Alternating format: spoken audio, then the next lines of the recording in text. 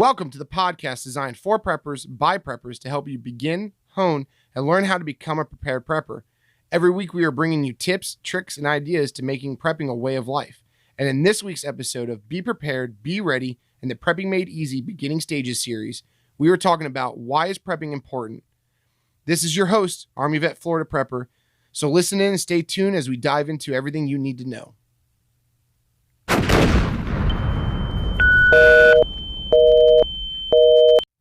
All right, what's up, preppers? So we're going to be talking today in this new series that I have going here that we're going to be starting from the beginning. I mean, this is going to be the basics. 101 start. We're going to go from the start to the finish in this podcast series here. We're going to be talking about everything from deciding if you want to prep to the most advanced preps that you can do, from water storage to crazy off the wall ideas and things like that. Don't forget, you can also tune in my YouTube channel. It's Army Vet Florida Prepping. It's going to have the in-between videos that are going to be happening. All my podcasts will be on there too. So if you want to watch the videos, you want to see my pretty face. But if not, you go just listen to the podcast. But do keep an eye on the YouTube channel. Go ahead and subscribe to it, because I'm going to be putting out videos too that's going to take about the ideas that we talk about in this podcast, and it's going to bring them to life on a lot of things. Like one for example is, I bet you a lot of people don't know this, but your dryer lint is something that you can use to start a fire very quickly, and it don't cost you nothing. So make sure to tune into the YouTube channel. Keep an eye on that too for those videos to be coming out.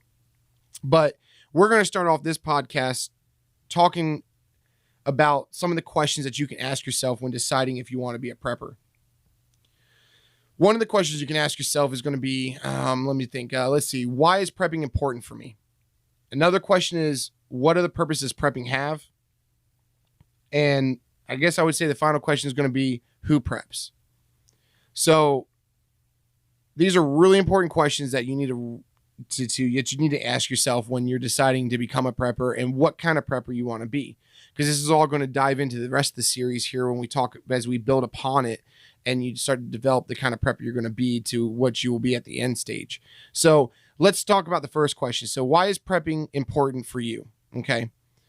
And prepping is important for everybody. It makes you prepared. It makes you ready for anything that can be thrown at you in any kind of scenario, whether it's SHTF or, from the smallest to the biggest thing, whatever you put in that category. It allows you to have peace of mind, and it allows you to have a safety net for your family and also for yourself, whether you have a family or not, or it could be for friends too. So it's really important to figure out why you really want to prep. If you just go into it willy-nilly with the half thought of what you want to do, you're never going to get anywhere. You're not going to get off the ground. You're really not. You're going to sit there and you're going to start doing it, and then you're going to stop doing it, and then you're going to start doing it again, and you're just going to be back and forth. And don't get me wrong, I've had my moments with that. Even being a seasoned prepper like I am, I've had my moments where you're really hardcore into it and you're just stocking the shelves, and then you have your times when you're just like, I don't feel like doing it this week, or money gets tight so you don't buy the stuff and blah, blah, blah, this and that, when you can always buy something for prepping every week, no matter how much money you have. I mean, you can buy as cheap as 50 cents. So, there's always opportunity for it. So it's really hard to stay on track with it, but you kind of need to. Staying on track with it is how you build it, whether it's a little bit at a time. It gives you a peace of mind. It really does, because you have that stuff at hand, regardless of what might happen. Like I said, it could be anything. So it's a good peace of mind. It's a stress relief. It helps out a lot. It just makes it easier, makes everything easier. So it's a good peace of mind. It really is. And also for your family and for yourself, if you don't have a family or friends, you get your friends in on this, and they're going to help out too. And you can just make so many more preps. So there's just a lot that goes into, why it's important to do. I see it as really important no matter what. I mean, I'm always going to do it no matter what. And I might have my setbacks, and I might have the times where I got to dive into my preps. And now I got to replace them. Or I might have those moments where I'm like, all right, I got to go and do some prepping. What am I doing? But as time goes on, like now when I go to prep, I actually get really excited for it. But for me, most of the time it's budget. I got to sit there and think all right, Am I going to just work on some preps that don't cost me a lot this week? Or am I going to go ahead and bite the bullet and do an expensive prep? You never know. So you just got to figure that out. But you can create yourself your own kind of like scheduling to do with prepping. And that's what me and my wife try to do. Because I mean, I'll be honest, my wife puts up with it. Is she a hardcore prepper like me? No, but she fully understands why we prep. And unfortunately right now we have the COVID-19, the pandemic going on, and she's sat there and she's told plenty of people have called her and been like, what do I do? There's nothing on the shelf. She goes, just going to have to look. Luckily my husband's been preparing. So, we're good to go. It's just really important to be a prepper. I can't stress that enough, but hey, we're here to figure out why you feel you should be a prepper. So we'll get off of that. So ask yourself, that question, why is it important? So write that down, write down some of the topics, and you can even do a compare and contrast if you want to. You can write down what would be some of the cons and some of the benefits to prepping. I can tell you one con right off the top of my head is it takes up a lot of room. It takes up a whole lot of room. And if you go over to my YouTube series, Army Vet Florida Prepping, you'll see in the videos behind me, I have the wall of prep. It's in a room that we had to take from our house. And that's not even all of it. That's just what I show on camera. But the room is pretty much all prepping. And that's where I host my YouTube videos. And I also will be hosting the podcast. You'll see it takes up a lot of room. So that's a con. That's a big con. You got to have the place to store this stuff. Now you can store smartly. You can figure out, and you can store the right amount that you want, given the space and the area that you're given. And you can always go off site if you need to, if you choose to, if it's within the budget. So it's really, that's a con. A benefit is when the shelves weren't ready or weren't stocked, I didn't have to worry about it. I just went shopping every week, but if it was something missing that I needed and I knew I had it, I was like, all right, well, I just won't get it this week. I'll take it out the shelf, write it down on my list to make sure I replace it later on when they do have it.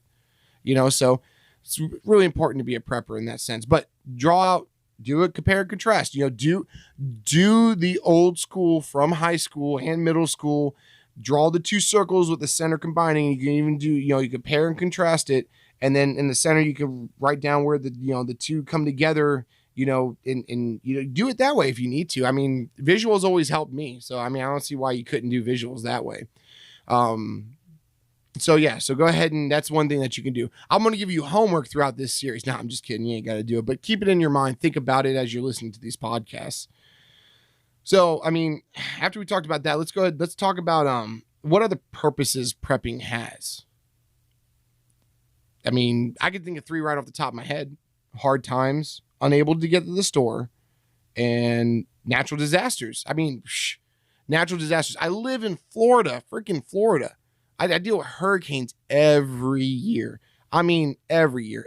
And for those that are listening up north, you deal with the snow. I was driving over the road last year when I was driving for this truck company. I was gone for 4 weeks at a time, and I spent all of winter from Connecticut to Colorado, went up to Maine a couple of times. I dealt with that snow nonstop. And I'm from Florida. I am a Florida boy. You're not going to meet a more Florida boy than me. I don't like the cold. I'll deal with it. I don't like the cold. I sure don't like the snow. I don't like ice. When I was in the military, I had to deal with it. I've been in negative 38 degree weather before, and I did not enjoy it. But I made it happen. It is what it is. I was unloading trucks in negative 10 degree weather. So that's for people up north. You get people out in Colorado. You got massive forest fires and earthquakes and everything else that goes in between with that stuff out there. And that's a lot to do. And that's just all up and down the West Coast there. And then the Midwest deals with droughts all the time. How often does it rain out there? So there's everywhere you go. Tornado Alley. You guys are dealing with tornadoes all the time. And, Storm Cellar is a great place to prep, just throwing it out there. But it's really good to have prepping and, everything that goes along with it and the side effects of being able to prep. So let's talk about hard times. So say worst case scenario, you lose your job. So you don't have that huge income coming in and you're like, oh, what am I going to do? Well, first and foremost, you got to feed yourself. You got to feed yourself. You got to have things to drink. You got to be able to do your hygiene. You got to be able to, keep yourself clean. And Lost my train of thought. Oh, keep yourself clean, right? And you need to be able to do that. And what if you ain't got the money to go to the store to buy it? Well, if you're a prepper, you're going to have those things. I see where it's all tying in now. Yeah, it all ties into itself. Hard times can come to anybody. It can happen to anybody. Me and my wife have been through them. I know everybody else that's been through them too. It's not uncommon. It happens. Whether you're transitioning jobs, you get laid off, or just the economy tanks. I mean, look at 2008. Look at what's going on right now. All these people out of a job, they're at home not working, and a lot of them aren't being compensated for it. And everything's backlogged to get you extra money. So, I mean, if you have prepping, you ain't got to worry about it. At least you can put food on the table. I mean, you can worry about finances later on, but at least you can be healthy and clean, and ready to face the troubles at hand. What if you're unable to get at the store? I mean, that's another one to think about. What if you, I don't know, let's say you break your leg, okay? You break your leg, you say you shatter your femur, all right? Let's just go balls to the wall hardcore with it, okay? And you got a leg cast from your hip all the way down to your ankle, okay? You can't move around. What if you live alone? Okay, well, going to the store is going to be one of the hardest things that you could do. I mean, you definitely don't want to move around. You're going to be doped up and just hating life. Of course, you should have a support network, people there to help you out and stuff like that, but what if you don't have to bother them because in the room next to you where you can move around the house, 10, 15 feet at a time, you have a room full of things that you can survive off of? Let the gears turn a little bit.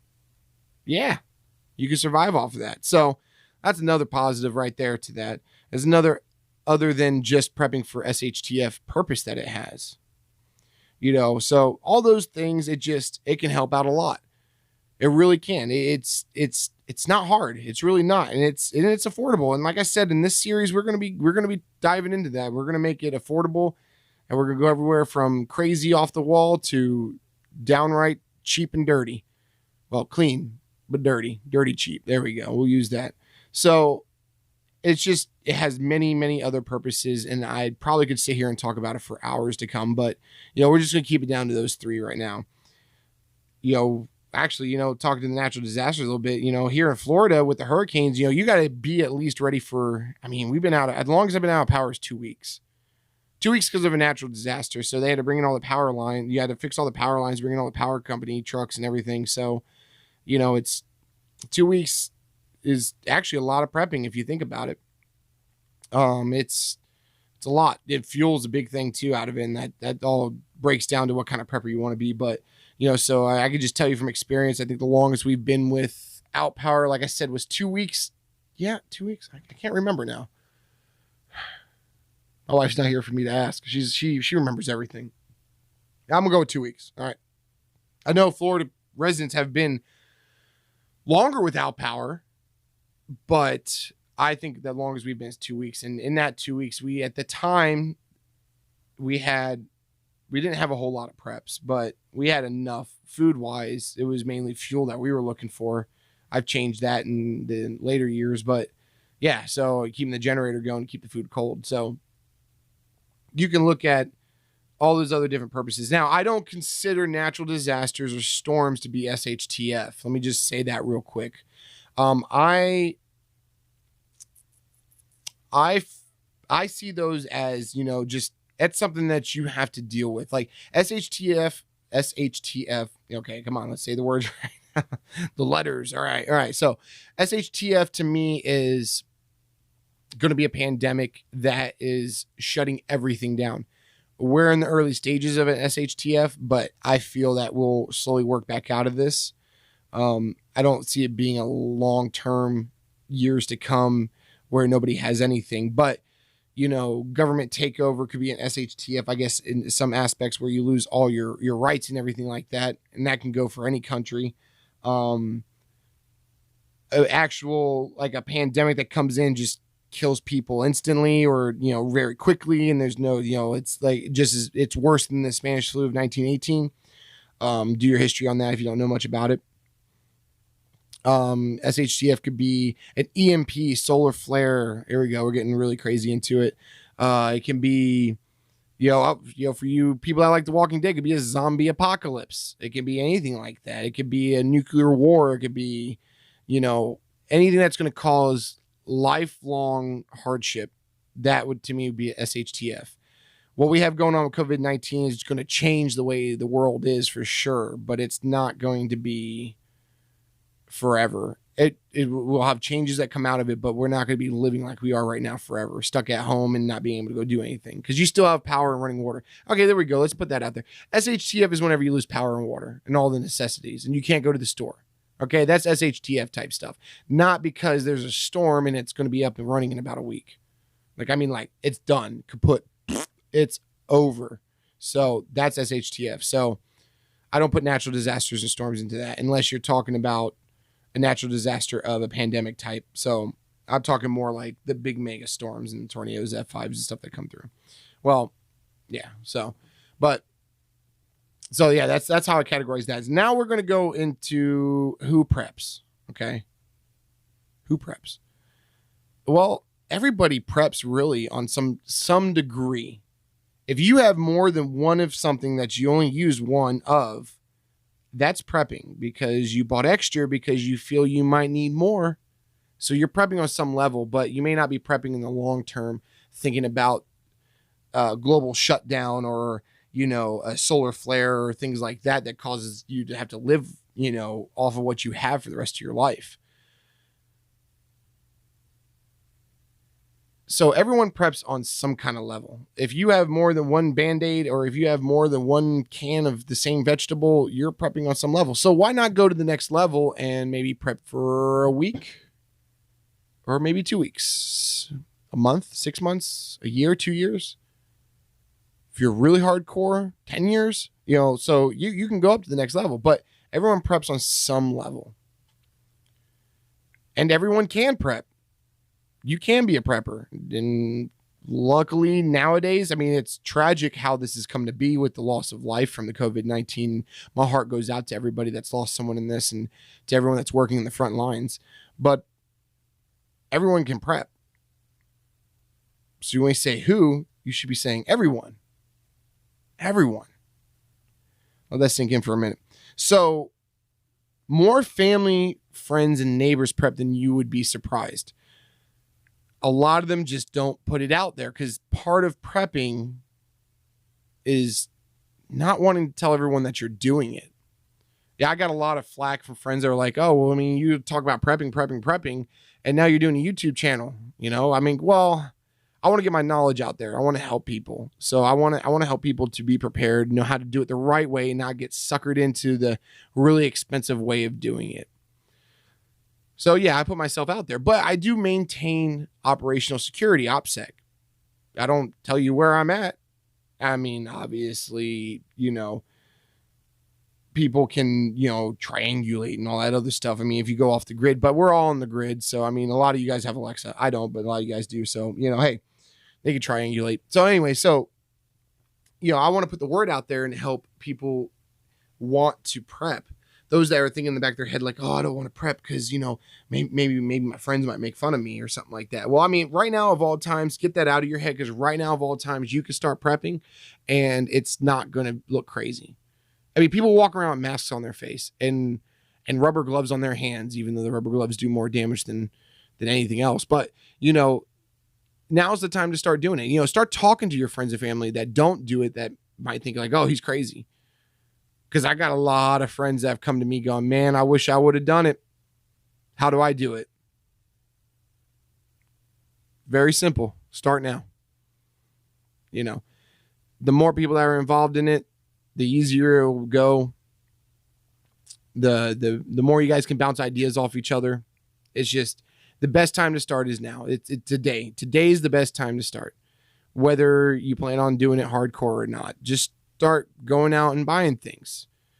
You got to get out there. You can't wait. The longer you wait, then maybe you wake up tomorrow and bam, no trucks delivered the food to the store. And now the store's definitely out of food. Because, a lot of people don't realize we live in a just-in-time delivery system, which means that Those stores don't got nothing in the back. They might have limited stock, but I mean, if everyone's buying it, it's gone. So, you might wake up tomorrow and it's not there no more. What are you going to do? A lot of people tell you, I'm going to go outside, I'm going to farm it. Yeah, well, I can tell you what, growing stuff in sand down here in Florida ain't the easiest. And I know everywhere other place has its trials and tribulations that go along with growing, but not everybody has a green thumb. Even farmers struggle at it. So I'd scratch that off the table. Maybe you want to not prep for 10 years worth of prepping. My goal is to prep for 2 years. I feel 2 years worth of preps, meaning that I can live off of my preps. Me and my group of people can live off of the preps for 2 years. 2 years straight.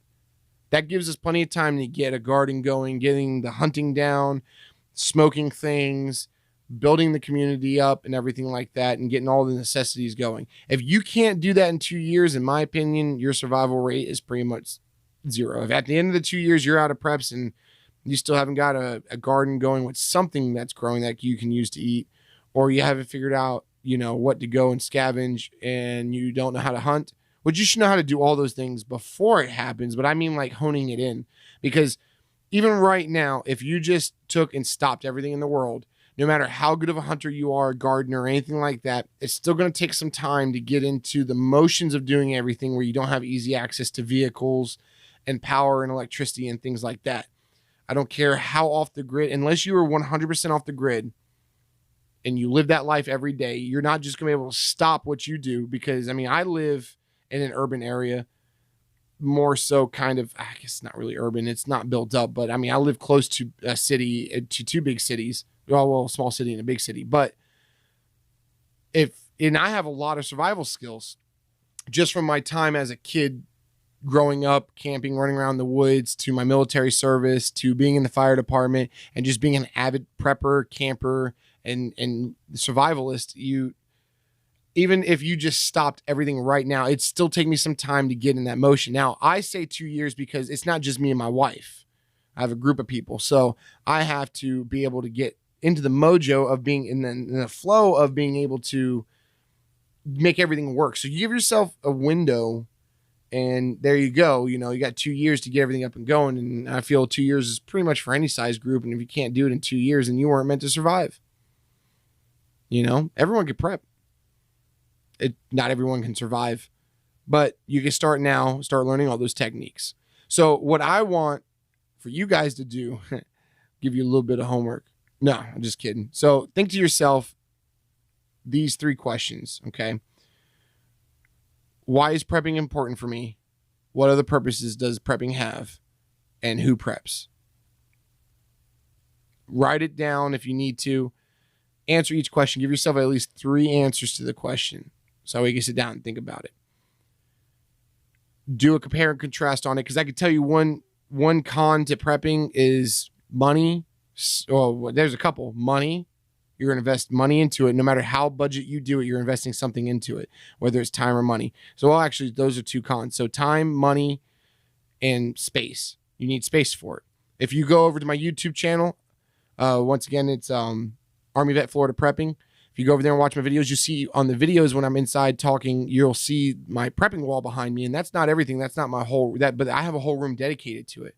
I had to clear and push everything out, so that way I have room to do the podcast and the YouTube videos, because it takes up an entire room in my house. And it's not even full yet, but it's getting there. So you got to have the space, the time, and the money. I mean, like I said, it's going to take time away from you, because maybe that weekend where, we don't have nothing planned, but I want to watch the game. Well, maybe you should go out and prep or do this, or maybe you should go in there, go through your stock, rotate it out. So there's a lot of, that's a con. It is for a lot of people. It is. It's a hobby for me. So, and at the same time, I feel it's necessary. So I don't mind spending my time off doing it, but that's not for everybody. But you got to, want to do it. And then you can write down some pros for it, and yes, you can look at what I just talked about. I put down 3 pros right there: being ready for an SHTF scenario, peace of mind, and family and self safety net. There you go. You can start with 3 pros right there. Go ahead and write those down. Okay, you can start off with those. I did some of the work for you. Right there, just this little topic right here we just talked about doing the cons and the pros. I did some of the work for you. You're welcome. I'm just kidding. But anyway, so do that. Write that down. Think about it. Bring your family members in on it. You know, your wife, your husband, your kids, if they're older and they understand it a little bit. Talk about it. See what they think about it. Get their opinion on it. And then, you know, stay tuned for the next one. In the next episode here, we're going to be talking about what kind of prepper do you want to be? Okay. So we're going to start off in the beginning, and by the end of it, we're going to figure out what type of prepper and what level you want to go to. And so that's going to be a really good episode that's going to start building upon the building blocks. So right now we're working on mixing the concrete for your foundation of being a prepper. And by the end of this series, you're going to be a full-fledged prepper ready to go out there and hit the world. So I really enjoyed my time. I hope you guys did too. Tune in next week. We'll go ahead and get the next episode going and just keep building upon it until we build you a whole house. And then you guys can go out and be successful preppers all by yourself. And I can sit there and cry a little bit because you all grown up. But if, that was pretty funny. But anyway, so yeah, you gotta laugh at yourself sometimes, right? But yeah, so y'all stay safe out there. Be prepared. Be ready. This is Army Vet, Florida Prepper out.